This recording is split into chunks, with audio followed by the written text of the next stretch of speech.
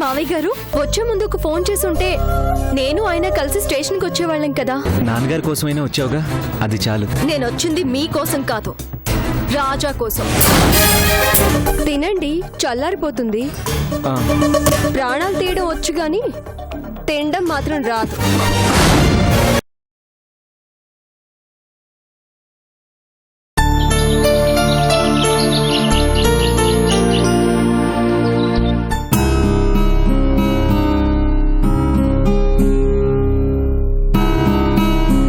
అప్పుడే లేచారయ్య గారు, కాఫీ తీసుకురమ్మంటారా? ఏమొద్దు లక్ష్మి, ఉదయాన్నే మార్నింగ్ వాక్ చేయమన్నారు డాక్టర్ గారు, అందుకే ఇలా బయటికి వెళ్ళొస్తాను. కొత్త ఊరు, తోడుగా అశోక్ బాబుని తీసుకెళ్తారా? 4 అడుగులు నడిచేసేదానికి వాడు తోడెందుకులే గాని, ఇంతకీ వాళ్ళు నిద్ర లేచారా? ఇంకా లేదయ్య గారు. సర్లే, పడుకొని అడిగితే వాకింగ్కి వెళ్ళానని చెప్పు. అలాగేనయ్య.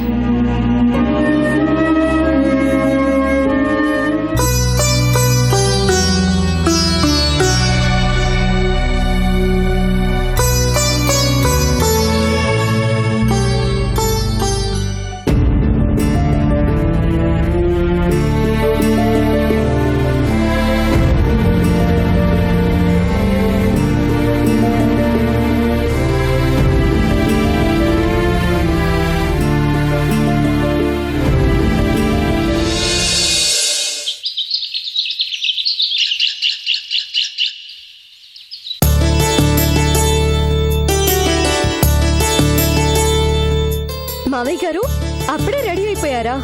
ఉదయాన్నే వాకింగ్కి వెళ్ళి రావటం, రెడీ అవటం అంతా అయిపోయింది. నేను బయటికి వెళ్ళేసరికి మీరు ఇంకా నిద్ర లేవనేలేదు. ఆంటీ చెప్పారు. డాక్టర్ గారు 10:30కి అపాయింట్మెంట్ ఇచ్చారు. మీరు ఇంకా రెడీ అవ్వలేదా? అవుతున్నారు మామయ్య గారు, మీరు టిఫిన్ చేస్తూ ఉండండి, వచ్చేస్తారు. వాణ్ణి పిలువమ్మా, కలిసే తింటాం. ఎలాగూ ఇద్దరం హాస్పిటల్కి కలిసే వెళ్ళాలిగా. సరే మామయ్య గారు.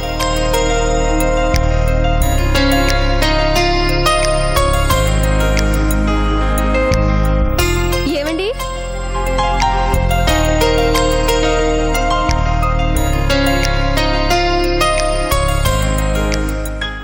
టిఫిన్ చేద్దరుగాని రండి, మావయ్య గారు ఎదురు చూస్తున్నారు.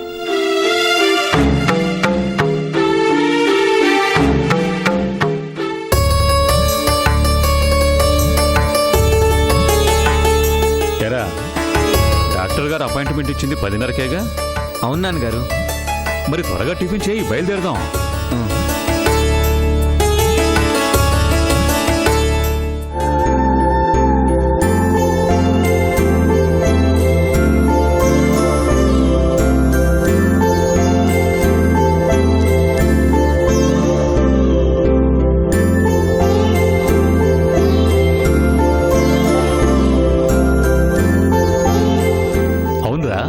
ఉదయాన్నే బయట సోఫాలో పడుకున్నావేంటి?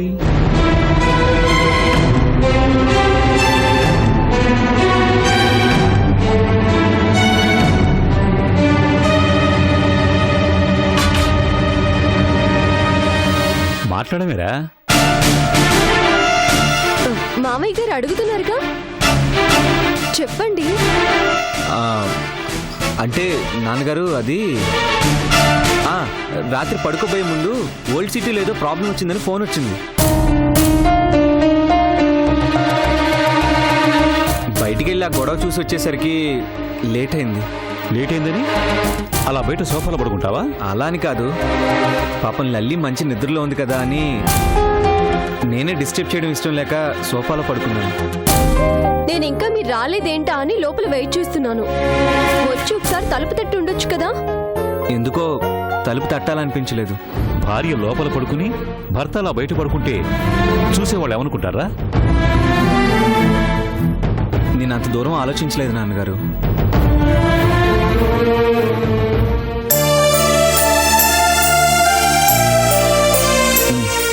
నాన్నగారు బయలుదేరదామా? మామయ్య గారిని తిన్నివ్వండి. అయిపోయిందిలేమ్మా. అమ్మా, ఆ రిపోర్ట్స్ ఏవి? ఒక్క నిమిషం మామయ్య గారు.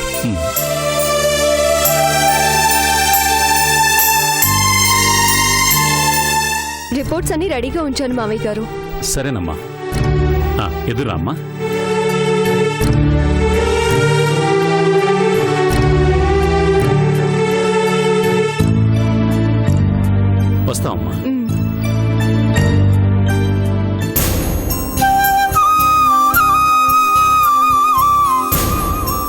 ఇంత అభిమానించే మామయ్య గారికి రేపు అసలు నిజం తెలిస్తే తట్టుకోగలరా?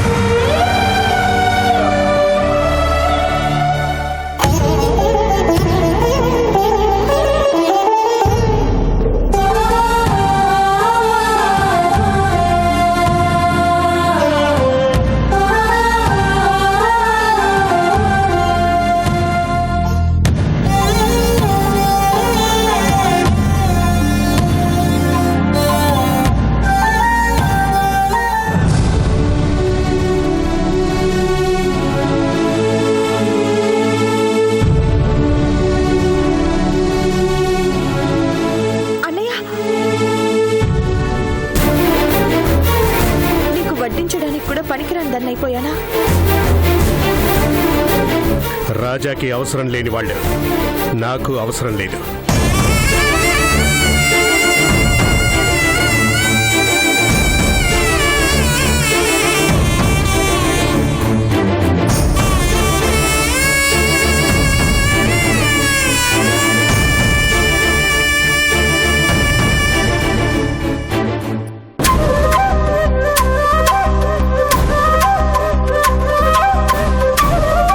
ఏమైందమ్మా?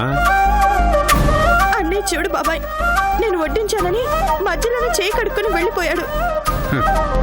శంకర్ కోపం ఎందుకో నీకు తెలుసు. నువ్వు రాజాని కాదన్నావని. నేనెందుకు కాదన్నాను నాకు తెలుసు బాబాయ్. ఎందుకమ్మా? రాజాని అంతగా ప్రేమించిన నువ్వు రాజా తప్పు చేశాడంటే నమ్ముతావమ్మా? రాజా తప్పు చేయడని నాకు తెలుసు బాబాయ్. తెలిసినప్పుడు అలా మాట్లాడడం ఎందుకమ్మా? రాజా చందుని ప్రేమిస్తున్నాడు కాబట్టి. ఏంటి? రాజా చందుని ప్రేమిస్తున్నాడా? ఇదంతా నాటకం అన్నాడు. అది ప్రేమ బాబాయ్. నటించాలి అనుకున్నా నటించలేం. ప్రేమను నటించాలనుకున్నాను, కానీ నాకు తెలియకుండానే చందుని ప్రేమిస్తున్నాను రా.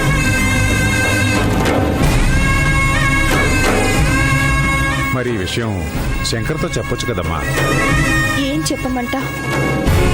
నేను రాజాని ప్రేమిస్తుంటే రాజా ఎవరినో ప్రేమిస్తున్నాడని చెప్పమంటావా? అలా చెప్తే అన్నీ మౌనంగా ఉంటాడా? ఈరోజు రాజాని కాదన్నానని నా మీద ఎంత కోపం పెంచుకున్నాడా?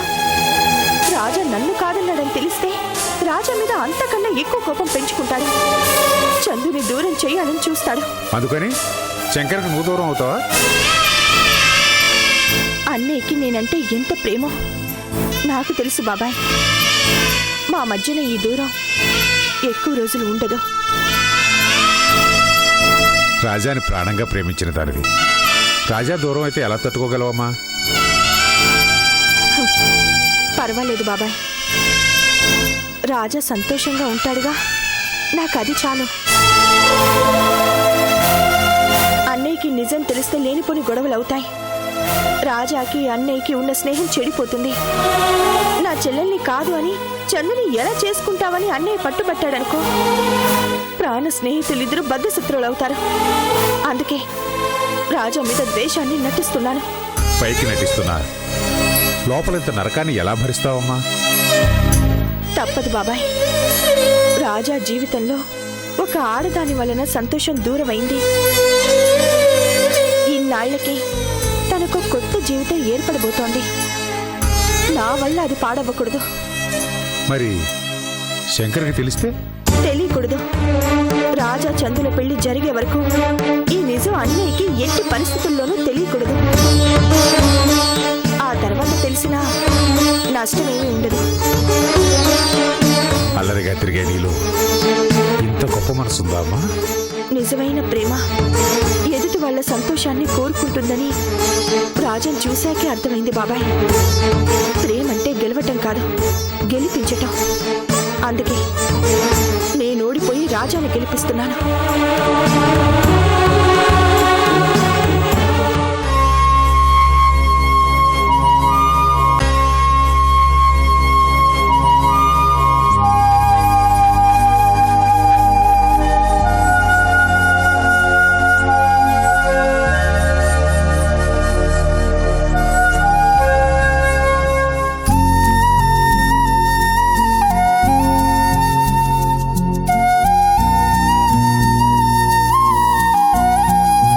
మామయ్య గారు, డాక్టర్ గారు ఏమన్నారు? ఏముందమ్మా, ఏమీ లేదంటారు. 1000 రూపాయలు వసూలు చేస్తారు. అంటే ప్రాబ్లం ఏమీ లేనట్టేగా? ఏం లేదని అన్నారు, కానీ జాగ్రత్తగా ఉండమన్నారు. 1 నెలకి సరిపడా మందులు కూడా రాసిచ్చారు. నాతో ఏమీ అనలేదు, కానీ వీడితో ఏదో మాట్లాడారు. మరి ఎరా? నాతో కూడా ప్రాబ్లం ఏం లేదని చెప్పారు నాన్నగారు. ఒకసారి పెయిన్ వచ్చింది కాబట్టి కొంచెం జాగ్రత్తగా చూసుకోమన్నారు, అంతే. ఏం జాగ్రత్త లేరా? ఎంత జాగ్రత్తగా ఉన్నా పోయే రోజు వస్తే ప్రాణం పోకుండా ఆపగలమా ఏంటి? అలా అని ఆరోగ్యం పట్టించుకోకుండా ఉండలేం కదయ్యా.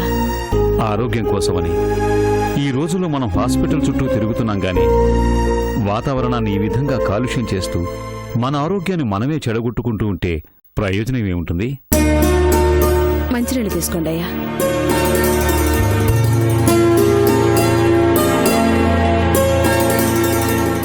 అవును లక్ష్మి, రాజా ఎక్కడా? ఇక్కడే ఉంటున్నాడు కదా.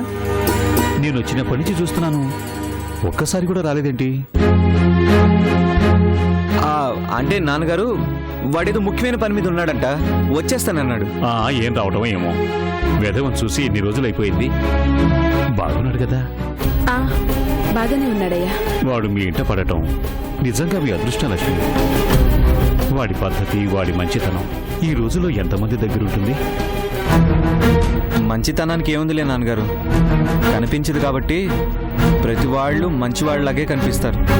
అందరిలో కనిపించదేమో గాని వాడి మంచితనం వాడిలో కనిపిస్తుందిరా.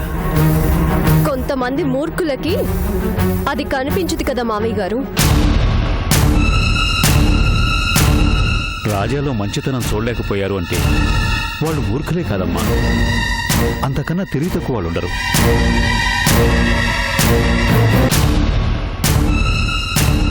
వీడు నీకు చెప్పాడో లేదో, చిన్న వయసులో కాలువలో పడిపోతే రాజా ప్రాణాలకు తెగించి కాపాడాడు. ఆ రోజు వాడు లేకపోతే ఈ రోజు వీడు లేడు, వీడి హోదా లేదు. వీడు లేకపోతే నేను ఉండేవాడిని కాదు.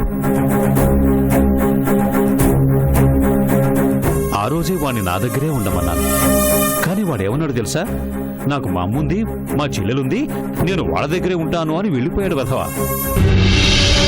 వయసులో చిన్నవాడైనా వాడి మనసు పెద్దదమ్మా. అశోక్ నిన్ను ప్రేమిస్తున్నాడని తెలిసి తన ప్రేమనే త్యాగం చేయాలనుకున్నాడు, చేశాడుగా. వాడితో అమ్మా నాన్న అనిపించుకునే అదృష్టం శివయ్య లక్ష్మికే దక్కింది. అదే వాడు నా దగ్గర ఉంటాను అని ఉంటే ఆ అదృష్టం నాదే ఉండేది. ఎప్పుడు జరిగినవి మీకు ఇంకా గుర్తున్నాయా మామయ్య గారు? గుర్తుంచుకోకపోతే ఎలాగమ్మా? చేసిన సహాయం మర్చిపోవటం అంటే కన్నతల్లిని మర్చిపోవటమే. మీలాగే అందరూ అనుకోవాలిగా. కొంతమంది ప్రాణం పోసిన వాళ్ళ ప్రాణాలే తీయాలి అనుకుంటారు. అలాంటి వాళ్ళు బతికినా చచ్చిన వాళ్ళతో సమానమమ్మా. ఒకరి సంగతి ఏమో గాని మేం మాత్రం మర్చిపోలేవమ్మా. ఎరా అశోక్?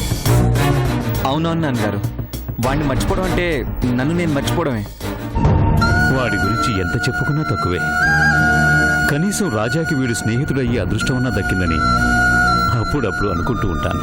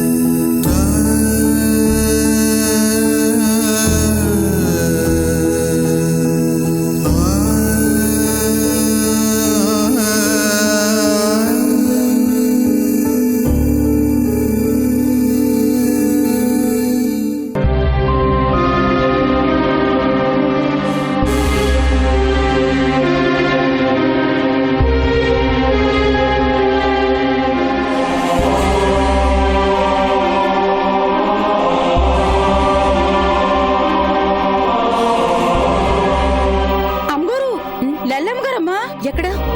అదిగోనమ్మా. డ్రైవర్ కారాపు.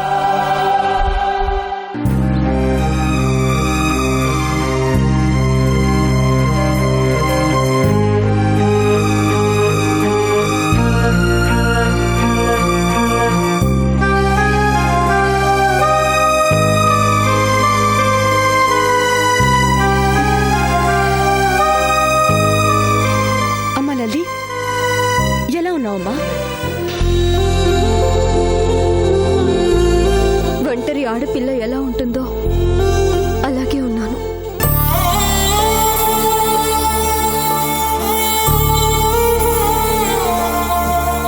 నీకెన్ని కట్టాలొచ్చే తల్లి, ఏటమ్మా ఇలా అయిపోనావు? అప్పట్లో ఉండడానికి ఇప్పుడు ఆ పెద్దింటి అమ్మాయిని కాదుగా. ఎక్కడికమ్మా వెళ్తున్నా?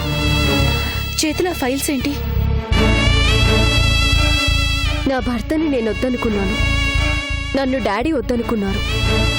బ్రతకాలంటే ఏదో ఒక పని చేసుకోవాలి కదా మమ్మీ.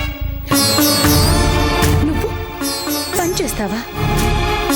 తప్పదుగా, అందుకే చిన్న ఉద్యోగం కోసం ఇంటర్వ్యూకి వెళ్తున్నాను. ఏడ్తల్లిది, నువ్వు బతికిన బతికేటి? నువ్వు పని చేయడానికి వెళ్తున్నావా?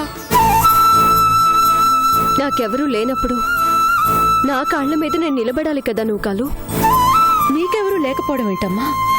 మేమంతా లేవా? నీకెంత కావాలో చెప్పు, నేను పంపిస్తాను. నువ్విచ్చినా అది డాడీ డబ్బే కదా మమ్మీ. నా కూతురే లేదు అనుకున్నా ఆయన డబ్బు నాకెందుకు? ఇన్ని దెబ్బలు తిన్నాను, ఇంకా ఒకరి మీద ఆధారపడి బ్రతకాలి అనుకుంటే తప్పు మమ్మీ. నా బ్రతుకు నన్ను బ్రతికినివ్వండి. నువ్వు కష్టపడుతుంటే చూడటానిక నిన్నింత గారాబంగా పెంచుకుంది? అశోక్తో బ్రతకడం కంటే ఇదేం కష్టం కాదులే మమ్మీ. ఇంటర్వ్యూకి టైం అయింది, నేను బయలుదేరుతాను మమ్మీ. నడిచేందుకమ్మా? రా, కార్లో డ్రాప్ చేస్తాను. వద్దు మమ్మీ,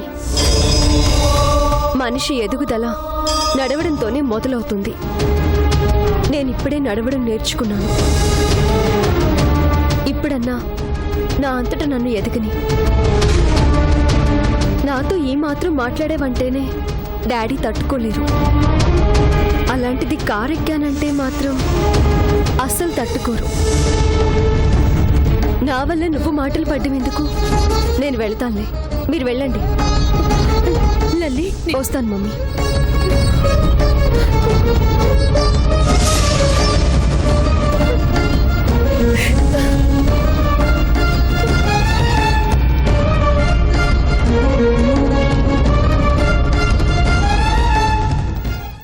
ఊరుకోనమ్మా. ఎలా పెంచుకున్నాం లల్లిని. చూడు, ఆస్తి అంతస్తు అన్నీ ఉండి అనాథలా ఎలా వెళ్తుందో చూడు నువ్వు కలు. ఎవరికి ఏమని చెప్తారమ్మా? ఐగోరికి మీ బాధ అర్థం కాదు. లల్లమ్మ కట్టము పట్టదు. మన దగ్గర 100 మంది పని చేస్తుంటే నా బిడ్డ ఎవరి దగ్గరకో పని కోసం వెళ్తుంది. ఏంటో దేవుడు దాని నుదుటిన ఇలాంటి రాత రాశాడు. అల్లారు ముద్దుగా పెంచుకున్న నా బిడ్డ గతి లేని దానిలో అలా వెళ్తుంటే తట్టుకోలేకపోతున్నాను. ఊరుకోనమ్మా. ఐగోరిని కాదని తమరు మాత్రం ఏడ్చేయగలరు.